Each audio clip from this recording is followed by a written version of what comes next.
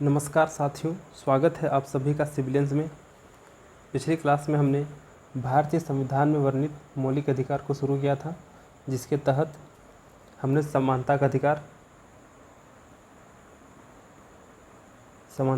जो कि आर्टिकल 14 से लेके आर्टिकल 18 तक वर्णित था, उसको हमने कंप्लीट कर लिया। आज का जो क्लास होगा वो मुख्य रूप से राइट टू फ्रीडम यानी कि स्वतंत्रता का अधिकार, जो कि अनुच्छेद 19 से लेके 22 में मेंशन है।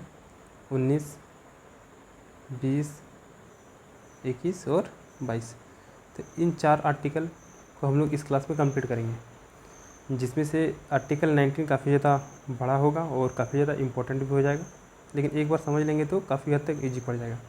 तो राइट टू फ्रीडम यानी कि स्वतंत्रता का अधिकार, जो कि अनुच्छेद 19 से लेके 22 तक आता है। तो जब संविधान का निर्माण हो रहा था तो उस समय हमारे पास अनुच्छेद 19 के तहत 7 प्रकार की स्वतंत्रता दी गई थी, जिसमें से एक था हम लोग का संपत्ति का अधिकार। तो आर्टिकल 19 में 1 की 4 में, आर्टिकल 19 के 1 की 4 में इसमें था हम लोग का संपत्ति का अधिकार, जो कि क्या था, पहले मौलिक अधिकार था। यानी कि अगर हमारी संपत्ति को सरकार छीनेगी तो ऐसी स्थिति में हम लोग न्यायालय जा सकते थे, लेकिन बाद में जाके बहुत ज़्यादा समस्या आने लगा, जिसके बाद 44वां संविधान संशोधन किया गया 1978 में। और जो यहाँ पर 19(1) के 4 में जो हम लोग का संपत्ति का अधिकार, जो कि मौलिक अधिकार था, उसको हटाकर कानूनी अधिकार बना दिया गया और अनुच्छेद 300A में डाल दिया गया। यानी कि अगर वर्तमान में बात किया जाए तो आर्टिकल 19 के तहत हमें 6 प्रकार की स्वतंत्रता प्रदान की गई है। तो यहाँ से 2 क्वेश्चन बन सकता है कि संविधान के निर्माण के समय आर्टिकल 19(1) के तहत कितना प्रकार की स्वतंत्रता दी गई थी? 7 प्रकार की। वर्तमान में संपत्ति के अधिकार को हटा दिया गया है, तो वर्तमान में 6 प्रकार की स्वतंत्रता दी गई है। अब थोड़ा आर्टिकल 19 को समझ लेते हैं। आर्टिकल 19 में क्या है कि आर्टिकल 19 का 1, 19(2), 19(3) ऐसा कर करके 19(6) तक जाता है। और आर्टिकल 19(1) ये जो है 19(1), 19(2), 3,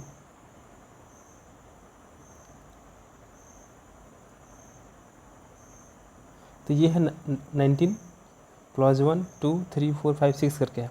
अब 19(1) में ए है, फिर 19(1) में सब क्लोज बी एड किया गया है, फिर सी, डी, ई, एफ नहीं है।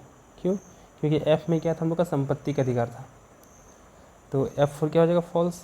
तो जो कि संपत्ति का अधिकार क्या था, गलत था, यानी कि एफ फोर फॉल्स, तो ये फिलहाल नहीं है। तो ऐसा करके याद रख सकते हैं। और उसके बाद है जी, तो आर्टिकल 19(1) का ए, फिर 19 क्लॉज 1 सब क्लॉज बी, ऐसा कर करके जी तक आएगा।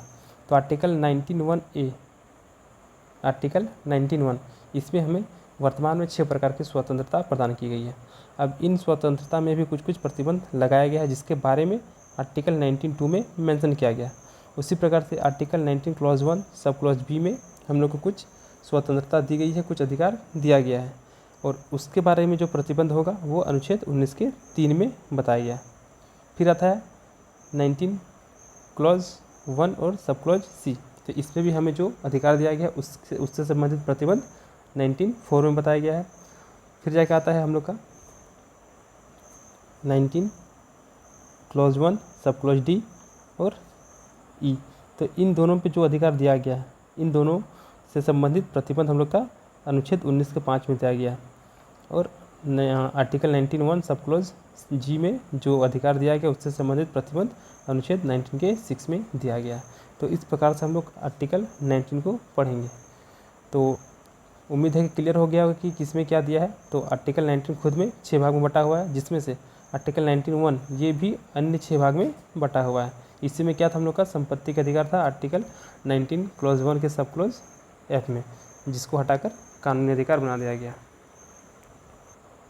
तो ये है हम लोग का स्वतंत्रता का अधिकार, जो कि अनुच्छेद 19 से लेकर 22 तक दिया गया है। तो अनुच्छेद 19 में क्या है, अभिव्यक्ति व अन्य स्वतंत्रता इसी के तहत हम लोग को बोलने का अधिकार हो जाएगा, झंडा फहराने का, पुतला जलाने का, RTI का, ये सारा अधिकार आएगा। अभी सब पढ़ेंगे हम लोग। फिर आता है 20 में दोष सिद्धि के संबंध संरक्षण, 21 में प्राण एवं देह स्वतंत्रता, और 22 में आ गया कि कुछ दशाओं में गिरफ्तारी और निरोध से संरक्षण। तो इन सभी चीज़ों को हम लोग पढ़ेंगे। तो पहले आर्टिकल 19 कंप्लीट हो जाएगा, तो बाकी ये सब में टाइम नहीं लगेगा। तो संविधान में अनुच्छेद 9 में 7 स्वतंत्रता प्रदान की गई थी, लेकिन 44वां संविधान संशोधन 1978 के द्वारा जो संपत्ति अर्जन है, धारण और वैधानिक अधिकार को निकाल दिया गया, और 1901 में 6 स्वतंत्रताएं घोषित की गई है, और बाकी जो है आर्टिकल 19(2) से लेकर 19(6) तक, तो वो सारे उन स्वतंत्रता पर युक्त प्रतिबंध या फिर निर्बंधन की व्याख्या करता है। तो आगे आते हैं हम लोग। अनुच्छेद 19(1) में 6 प्रकार के मूल स्वतंत्रता की बात किया गया, जिसमें सबसे पहला आता है वाक एवं अभिव्यक्ति की स्वतंत्रता। तो इसको हम लोग ऐसा लिख सकते हैं 19 क्लॉज 1 सब क्लॉज ए या फिर क। फिर उसी प्रकार से दूसरा शांतिपूर्ण एवं निरायुध सम्मेलन की स्वतंत्रता, इसको हम लोग अनुच्छेद 19(1) सब क्लॉज बी या फिर ख लिख सकते हैं।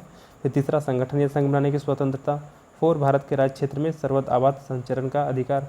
5 क्या हो जाएगा, तो भारत के राज्य क्षेत्र में किसी भाग में निवास करने एवं बस जाने की स्वतंत्रता। और छठा कोई भी वृत्ति, व्यापार या फिर कारोबार करने की स्वतंत्रता। तो ये सारा स्वतंत्रता हम लोग का आर्टिकल 19(1) में मेंशन किया गया है, सब क्लॉज 8 करके। तो पहला क्या हो गया, वाक एवं अभिव्यक्ति की स्वतंत्रता, यानी कि हम लोग बोल सकते हैं, बोलने की आज़ादी दिया गया है, लेकिन हम लोग उतना ही बोल सकते हैं जिससे कि हम लोग देश की एकता अखंडता पर हानि ना पहुँचे। फिर अभिव्यक्ति की स्वतंत्रता। तो मान लीजिए कि कोई व्यक्ति अगर बोल नहीं सकता है, तो वो क्या करेगा, अपनी चीज़ों को व्यक्त करके बताएगा, कि ताकि लोग उनकी बातों को समझ सकें, यानी कि चीज़ों को व्यक्त करेंगे। तो पहला हो गया हम लोग को वाक एवं अभिव्यक्ति की स्वतंत्रता। दूसरा हो जाएगा शांतिपूर्ण तरीके से सम्मेलन करने की स्वतंत्रता। तो बोलेंगे तो बोलने के लिए क्या चाहिए, इंसान चाहिए, यानी कि सम्मेलन करेंगे। फिर क्या हो जाएगा, सम्मेलन को धीरे धीरे हम लोग संघ और संगठन के रूप में परिवर्तन करेंगे। चौथा क्या हो जाएगा, अब संगठन को पूरे इंडिया लेवल पर ले जाएंगे, यानी कि पूरे भारत में हम लोग कहीं भी घूम सकते हैं। फिर क्या हो जाएगा कि भारत में घूमेंगे तो भारत में रहना भी पड़ेगा, यानी कि कहीं भी हम लोग निवास कर सकते हैं। और छठा, हम लोग व्यापार भी करना पड़ेगा रहने के लिए। तो इस प्रकार से हम लोग इसको याद रख सकते हैं कि पहला वाक एवं अभिव्यक्ति की स्वतंत्रता, दूसरा शांतिपूर्ण तरीके से सम्मेलन करने की स्वतंत्रता, फिर आ जाएगा संघ या संगठन बना सकते हैं, फिर आ जाएगा हम लोग का कि पूरे भारत में कहीं भी घूम सकते हैं, फिर रह सकते हैं और व्यापार भी कर सकते हैं। तो यहीं पे 5 और 6 के बीच में क्या था, हम लोग का संपत्ति का अधिकार था, जिसको हटा दिया गया। तो आर्टिकल 19(1) के सब क्लॉज क में क्या दिया गया, वाक एवं अभिव्यक्ति की स्वतंत्रता। तो इसमें बहुत सारे स्वतंत्रता का बात किया गया, जैसे कि प्रेस की स्वतंत्रता, फिर राष्ट्र ध्वज फहराने का अधिकार। तो वर्तमान में हम लोग 15 अगस्त 26 जनवरी को अपने घरों में झंडा फहराते हैं, या फिर कभी भी हम लोग अगर क्रिकेट देखने जाते हैं स्टेडियम में, तो वहाँ पे भी झंडा लेके जाते हैं। लेकिन 2004 से पहले ऐसा नहीं था, हम लोग घर में झंडा नहीं फहरा सकते थे, लेकिन अभी फहरा सकते हैं। फिर एक वाणिज्यिक भाषण की स्वतंत्रता, यानी कि हम लोग अपना मतलब कोई अगर हम लोग बिजनेस करते हैं या फिर कोई शराब फैक्ट्री है, तो उससे संबंधित हम लोग विज्ञापन कर सकते हैं, लेकिन इसमें भी कुछ युक्त प्रतिबंध भी लगाया जाएगा। फिर जानने का अधिकार, मतदाता को सूचना का अधिकार। मतदाता को सूचना का अधिकार मतलब क्या हो गया कि जैसे कि अभी हम लोग वोटिंग करते हैं, तो किसको वोट कर रहे हैं उसके बारे में हम लोग जानने का अधिकार है, कि कितना क्रिमिनल रिकॉर्ड है, क्या है, कितना एजुकेशन, टोटल सारा चीज़, ये सारा चीज़ हम लोग गूगल में मिल जाता है। फिर चुप रहने का मामला, तो अगर हम लोग का राष्ट्रगान अगर कहीं पे चलता है, तो ऐसी स्थिति में हम लोग को खड़ा होना पड़ता है। लेकिन क्या ज़रूरी है कि हम लोग वहाँ पे राष्ट्रगान को गाएंगे ही, बोलेंगे ही, तो ये ज़रूरी नहीं है, बल्कि हम लोग शांति से वहाँ पे खड़ा भी रह सकते हैं, यानी कि चुप रहने का मामला। फिर आता है सूचना का अधिकार, राइट टू इन्फॉर्मेशन, इसी में आता है। किसी भी अखबार पर हम लोग पूरी तरीके से प्रतिबंधित नहीं लगा सकते हैं, प्रदर्शन कर सकते हैं, विरोध कर सकते हैं, लेकिन वो देश के खिलाफ अगर हो जाएगा, देश की एकता अखंडता का हनन होगा, तो ऐसी स्थिति में आर्टिकल 19(2) में इसके प्रतिबंध संबंधित चीज़ को दिया गया है। फिर एक फ़ोन टैपिंग के विरुद्ध अधिकार, यानी कि अगर हम किसी से बात कर रहे हैं, तो ऐसी स्थिति में तीसरा व्यक्ति मेरे फ़ोन को हैक करके या फिर टैप करके नहीं सुन सकता, क्योंकि उससे मेरे निजता के अधिकार का हनन होता है। फिर विदेश जाने का अधिकार, हम लोग विदेश भी जा सकते हैं, लेकिन अगर कोई व्यक्ति दिवालिया हो जाता है, ऐसी स्थिति में अगर वो देश को छोड़कर जा रहा है, भाग रहा है, मतलब भगोड़ा है, तो ऐसी स्थिति में उसको जाने से हम लोग रोक सकते हैं। तो ये सारा संबंध, यानी कि ये सारा 11 टाइप की स्वतंत्रता हम लोग का आर्टिकल 19(1) के क में दिया गया है। अब इससे संबंधित प्रावधान 19 के 2 में मेंशन है, तो उसको क्या है देख लेते एक बार। तो इसमें मुख्य रूप से 8 प्रकार दिया गया है, जिसके माध्यम से हम लोग आर्टिकल मतलब कि ये 8 तरीकों का अगर हनन होता है तो ऐसी स्थिति में आर्टिकल 19 सब क्लॉज 1 में जो भी चीज़ वर्णित है, जो भी 11 अधिकार है, उन सारी चीज़ों को प्रतिबंधित किया जा सकता है। जैसे कि सबसे पहला आ गया भारत की प्रभुता एवं अखंडता। अगर भारत की प्रभुता और एकता अखंडता पर किसी भी प्रकार का हानि होता है आर्टिकल 19 सब क्लॉज 1 में मेंशन अधिकार की वजह से, तो ऐसी स्थिति में उन सारे अधिकारों को प्रतिबंधित किया जा सकता है। राज्य की सुरक्षा से संबंधित हो या फिर विदेशी राज्य के साथ मैत्रीपूर्ण संबंध, जैसे कि हो गया कि अमेरिका के साथ, रशिया के साथ या फिर जो भी अन्य देश उनके साथ अगर भारत का मैत्रीपूर्ण संबंध है, लेकिन अगर मान लीजिए अमेरिका का प्रेसिडेंट भारत आया और ऐसी स्थिति में उनके खिलाफ भारत में नारेबाजी शुरू हो गया, तो ऐसी स्थिति में हम लोग का जो भाषण देने का अधिकार है, सम्मेलन करने का अधिकार है, उसको प्रतिबंधित किया जा सकता है। फिर आता है लोक व्यवस्था, शिष्टाचार एवं सदाचार के हित में और न्यायालय का अवमानना, यानी कि हम लोग न्यायालय का अवमानना नहीं कर सकते। न्यायालय की अवमानना मतलब क्या हो गया कि न्यायालय को लेकर हम लोग टिप्पणी नहीं कर सकते हैं। अगर ऐसा करेंगे तो हम लोग का बोलने का जो अधिकार है, वाक्य एवं अभिव्यक्ति की स्वतंत्रता, तो उसको भी प्रतिबंधित किया जा सकता है। मानहानि, जैसे कि राहुल गांधी जी ने बोल दिया था कि सभी मोदी चोर हैं, तो इससे में उन्होंने पर्टिकुलर एक मोदी टाइटल वाले लोग को चोर कह दिया, तो ऐसी स्थिति में हम लोग किसी एक पर्टिकुलर टाइटल वाले को टारगेट करके हम लोग कुछ अपशब्द नहीं बोल सकते, जिससे कि उनके मान में हानि होगा। तो इसीलिए राहुल गांधी की जो संसद की सदस्यता थी उसको भी रद्द कर दिया गया था। तो ऐसा चीज़ हम लोग नहीं कर सकते हैं। फिर अपराध, यानी कोई ऐसा काम जिससे कि हम लोग अपराध को बढ़ावा देते हैं, तो ये सारा काम हम लोग नहीं कर सकते। अगर ये सारा करते हैं तो आर्टिकल 19(1) के सब क्लॉज क में जो भी हम लोग का 11 प्रकार की स्वतंत्रता दी गई है उसको प्रतिबंधित किया जा सकता है। अब अनुच्छेद 19(1) का ख, इसमें क्या हो गया कि प्रत्येक नागरिक को अपना विचार को प्रसार करने और शांतिपूर्ण तरीके से सम्मेलन करने का अधिकार दिया गया है। लेकिन तब तक ही हम लोग ऐसा कर सकते हैं जब तक भारत की प्रभुता और अखंडता पर सवाल ना हो, लोक व्यवस्था और नैतिकता के हित में किसी भी प्रकार का नकारात्मक प्रभाव नहीं पड़ता। अगर ऐसा होता है तो ऐसी स्थिति में आर्टिकल 19(1) के सब क्लॉज बी में या फिर ख में जो भी अधिकार दिया गया है, स्वतंत्रता दिया गया, उसको प्रतिबंधित किया जा सकता है। फिर आता है अनुच्छेद 19(1) का ग, जिसमें क्या है संगठन या फिर संघ बनाने की स्वतंत्रता। तो इसमें भी सेम चीज़ है कि भारत की प्रभुता और एकता अखंडता बना रहना चाहिए और लोक व्यवस्था के हित में होना चाहिए, नैतिकता के हित में होना चाहिए। फिर आता है अनुच्छेद 19(1) का घ, जिसमें क्या है कि सर्वत्र आबाद संचरण की स्वतंत्रता, यानी कि हम लोग पूरे भारत में कहीं भी घूम सकते हैं, बशर्ते कोई ऐसा जगह जहाँ पर अनुसूचित जनजाति के लिए संरक्षित किया गया हो, तो वैसे जगह पर नहीं जा सकते हैं। यानी कि इसमें भी प्रतिबंध का बात किया गया, जो कि अनुच्छेद 19 के 5 में वर्णित है। फिर आता है 19(1) का अंग, जिसमें है क्या निवास की स्वतंत्रता, यानी कि हम लोग पूरे भारत में कहीं भी रह सकते हैं, लेकिन कंडीशन फिर से वही वाला है जो कि अनुच्छेद 19 का 5 में दिया गया था कि साधारण जनता के हित में होना चाहिए और किसी एसटी जनजाति के हित के संरक्षण में अगर कोई जगह संरक्षित किया गया तो इस जगह पर हम निवास नहीं कर सकते हैं। फिर आता है 19(1) के 6, जिसमें क्या है व्यापार या फिर कारोबार करने की स्वतंत्रता, लेकिन इसके तहत भी क्या है कुछ प्रतिबंध लगाया गया, जैसे कि साधारण जनता के हित में होना चाहिए, यानी कि कोई भी ऐसा व्यापार नहीं करेंगे जिससे कि वहाँ के रहने वाले लोगों का हित नहीं होगा। फिर क्या है कि किसी वृत्ति या व्यापार के लिए आवश्यक तकनीकी योग्यता निर्धारित करके, यानी कि मतलब क्या हो गया कि अगर हम मेडिकल खोलना चाह रहे हैं लेकिन मेरा एजुकेशन उसके लायक नहीं है, तो ऐसी स्थिति में हमको मेडिकल खोलने का अनुमति नहीं दिया जाएगा, यानी कि आवश्यक तकनीकी योग्यता निर्धारित करेंगे। फिर है कि कारोबार, उद्योग या सेवा के किसी व्यापार कारोबार राज्य द्वारा या राज्य के अधीन किसी निगम द्वारा चलाए जाने पर नागरिक को पूर्णतः या फिर अंशतः वर्जित करने का एकाधिकार कर सकते हैं। मतलब क्या हो गया कि जैसे कि अगर हम लोग को पेट्रोल बेचना है या फिर डीजल बेचना है या फिर शराब दुकान खोलना है, मेडिकल खोलना है, तो ऐसी स्थिति में हम लोग को लाइसेंस लेना अनिवार्य हो जाता है। लेकिन अगर लाइसेंस नहीं लेंगे तो ऐसी स्थिति में हम लोग का जो भी होगा उसको पूर्णतः या फिर आंशिक तरीके से प्रतिबंधित किया जा सकता है। तो ये सारा आर्टिकल हो गया हम लोग का जो कि 19 में दिया गया है। तो 19(1) वाक्य एवं अभिव्यक्ति की स्वतंत्रता, यानी कि कोई भी चीज़ हम लोग बोल सकते हैं और अभिव्यक्त कर सकते हैं।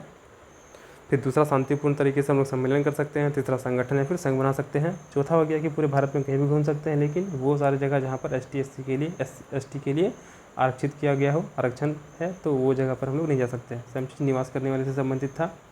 और छठा हो गया क्या, हम लोग व्यापार और कारोबार कर सकते हैं, लेकिन उसके लिए हम लोग को लाइसेंस लेना होगा, तकनीकी ज्ञान होना चाहिए। तो ये हो गया हम लोग का आर्टिकल 19 खत्म। अब आता आर्टिकल 20, अपराधों के लिए दोष सिद्धि के संबंध में संरक्षण। इसमें क्या हो गया कि अनुच्छेद 20 उन व्यक्तियों को संरक्षण प्रदान करता है जिन पर अपराध करने का अभियोग लगाया गया है। तो मतलब कि आर्टिकल 20 में मुख्य रूप से 3 प्रकार का स्वतंत्रता दिया गया कि एक गलती का एक ही सज़ा होगा, और मतलब क्या होगा, दोहरा दंड से संरक्षण, यानी कोई व्यक्ति एक बार अपराध किया है तो उसको एक ही बार सज़ा दिया जाएगा। फिर क्या हो जाएगा, किसी भी व्यक्ति को किसी अपराध के लिए तब तक दोषी नहीं ठहराया जाएगा जब तक वो किसी विधि का अतिक्रमण नहीं किया है। और तीसरा क्या हो जाएगा कि स्वयं के विरुद्ध गवाही देने से संरक्षण, यानी कि किसी व्यक्ति को उसके खुद के खिलाफ गवाही देने के लिए हम लोग उसको प्रेशराइज नहीं कर सकते हैं। तो ये 3 चीज़ मेंशन है अनुच्छेद 20 में, जो कि व्यक्ति को संरक्षण प्रदान करता है। क्या क्या हो गया कि किसी व्यक्ति को तब तक दोषी नहीं ठहराया जा सकता जब तक वो किसी कानून का या विधि का अतिक्रमण नहीं किया है। अगर एक अपराध करता है तो उसको एक ही सज़ा दिया जाएगा, और खुद के खिलाफ गवाही देने के लिए उसको बाध्य नहीं किया जा सकता। फिर आता है हम लोग का अनुच्छेद 21, जो कि है प्राण एवं दैहिक स्वतंत्रता का अधिकार, जिसकी वजह से इसको जीवन के अधिकार के नाम से भी जाना जाता है। तो इसमें क्या होगा कि इसके अनुसार किसी व्यक्ति को उसके प्राण एवं दैहिक स्वतंत्रता से विधि द्वारा स्थापित प्रक्रिया के अनुसार ही वंचित किया जाएगा, अन्यथा नहीं। कुल मिला के आर्टिकल 21 में बोलता है कि हम लोग को जीने का अधिकार है, मरने का अधिकार नहीं है। अगर हम लोग मरने की कोशिश करते हैं तो वो क्या हो जाता है, गैर कानूनी हो जाता है और हम पे कार्रवाई हो सकती है। हम लोग को जीने का अधिकार है, मरने का अधिकार नहीं है। तो प्राण एवं दैहिक स्वतंत्रता के अंतर्गत बहुत सारी स्वतंत्रता को शामिल किया गया, जैसे विदेश जाने का अधिकार, हम लोग विदेश जा सकते हैं, निःशुल्क विधिक सहायता ले सकते हैं, शिक्षा का अधिकार, कार्यस्थल पर यौन उत्पीड़न के विरुद्ध अधिकार, स्वच्छ पर्यावरण में रहने का अधिकार है, जल्दी हम लोग को न्याय मिले उसका अधिकार है, निःशुल्क में खाद्य सामग्री पाने का अधिकार है, चिकित्सा पाने का अधिकार है, आश्रय का अधिकार, सोने का अधिकार, यानी कि जो हम लोग का नींद है वो पूरा कंप्लीट होना चाहिए। अगर ऐसा नहीं होता है मतलब कि वो प्राण एवं दैहिक स्वतंत्रता का हनन माना जाएगा। फिर गरिमापूर्ण मृत्यु का अधिकार, जीवन साथी चुनने का अधिकार, अपना पसंद से शादी कर सकते हैं हम लोग, कारावास में मृत्यु पर विधवाओं को प्रतिकार का अधिकार भी दिया गया है। फिर है कि सड़क पर जैसे कि हम लोग दुकान सड़क पर सब्जी बेचते हैं बहुत सारे लोग, तो वो हम लोग का आर्टिकल 21 के अंतर्गत मौलिक अधिकार नहीं, बल्कि वो आर्टिकल 91 के 4 के अंतर्गत एक मौलिक अधिकार है। फिर जीविकापार्जन का अधिकार, फिर क्या जाएगा कि आम जनता के समक्ष फांसी देने के विरुद्ध अधिकार, यानी कि पब्लिक प्लेस पे या फिर सभी लोगों के सामने फांसी हम लोग नहीं दे सकते हैं। पुलिस अभिरक्षा में मृत्यु के विरुद्ध संरक्षण, हथकड़ी लगाने के विरुद्ध संरक्षण, फिर एकांत कारावास के विरुद्ध संरक्षण हो जाएगा। इंटरनेट का अधिकार आ जाएगा हम लोग का, ये भी हम लोग का अधिकार हो गया वर्तमान समय में। ध्वनि प्रदूषण से स्वतंत्रता का अधिकार, अमानवीय व्यवहार के खिलाफ अधिकार, पानी एवं बिजली का अधिकार, इसके साथ ही साथ प्रतिष्ठा का अवसर का अधिकार। तो ये सारा चीज़ हम लोग का आ जाएगा प्राण एवं दैहिक स्वतंत्रता के अंतर्गत। तो 25 प्रकार की स्वतंत्रता का बात किया गया हम लोग का आर्टिकल 21 के तहत, जिसमें से मुख्य रूप से सोने का अधिकार आ जाएगा, शिक्षा का अधिकार आ जाएगा, अपने पसंद से शादी करने का अधिकार आ जाएगा, ये सारा चीज़ आ जाएंगे। फिर बाद में जाके आर्टिकल 21 में ही आर्टिकल 21A, इस 21A को ऐड किया गया।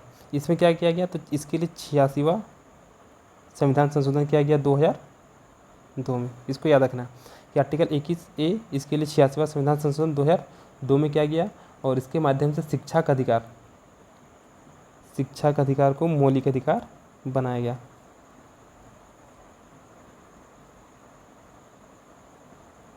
जिसमें 6 साल से 14 वर्ष की आयु के सभी बच्चों को निःशुल्क और अनिवार्य शिक्षा प्रदान करना होगा, और यह मुख्य रूप से 1 अप्रैल 2010 से लागू हो गया। तो आर्टिकल 21 में हमारा आर्टिकल 21 का ए या फिर आर्टिकल 21 का क ऐड किया गया। इसके लिए 86वां संविधान संशोधन 2002 किया गया, जिसके माध्यम से 6 वर्ष से 14 वर्ष के बच्चों को निःशुल्क और अनिवार्य शिक्षा प्रदान करने का प्रावधान किया गया है, जो कि 1 अप्रैल 2010 से लागू किया गया। तो ये इंपॉर्टेंट हो जाता है, इसको याद रखना है। फिर आता है अनुच्छेद 22, कुछ दशाओं में गिरफ्तारी व निरोध से संरक्षण। तो इसके अनुसार जिस व्यक्ति को बंदी बनाया जा रहा है उस व्यक्ति को कुछ अधिकार प्रदान किया गया है, जैसे कि जिस व्यक्ति को गिरफ्तार किया जा रहा है उसको उसकी गिरफ्तारी का कारण क्या है, आखिर किस वजह से पुलिस उसको गिरफ्तार कर रही है, ये कारण जानने का अधिकार है। सेकंड क्या हो जाएगा कि वह व्यक्ति अपने पसंद का वकील के साथ अपना मामला को कोर्ट में प्रस्तुत करने का अधिकार रखता है। और तीसरा 24 घंटे के अंदर, यानी कि जब से उसको अरेस्ट किया गया उस समय से 24 घंटे के अंदर मजिस्ट्रेट के समक्ष उनको प्रस्तुत करना होगा, लेकिन इस 24 घंटे में हम लोग का जो अवकाश और यात्रा में जो समय लगता है उसको शामिल नहीं किया जाएगा। तो ये हो गया हम लोग का आर्टिकल 22, जिसमें 3 प्रकार की स्वतंत्रता दी गई है किसी व्यक्ति को जिसको गिरफ्तार किया जा रहा है। तो इस प्रकार से हम लोग का राइट टू फ्रीडम यानी कि स्वतंत्रता का अधिकार में जो भी आर्टिकल्स थे, आर्टिकल 19 से लेकर आर्टिकल 22 वो सारा कंप्लीट हो जाता है। और इसी के साथ हम लोग का समानता का अधिकार के साथ साथ स्वतंत्रता का अधिकार भी कंप्लीट हो गया। PDF के लिए आप इस नंबर पे इंक्वायरी कर सकते हैं। बाकी क्लासेस यूट्यूब पर कंटिन्यू दिया जाएगा।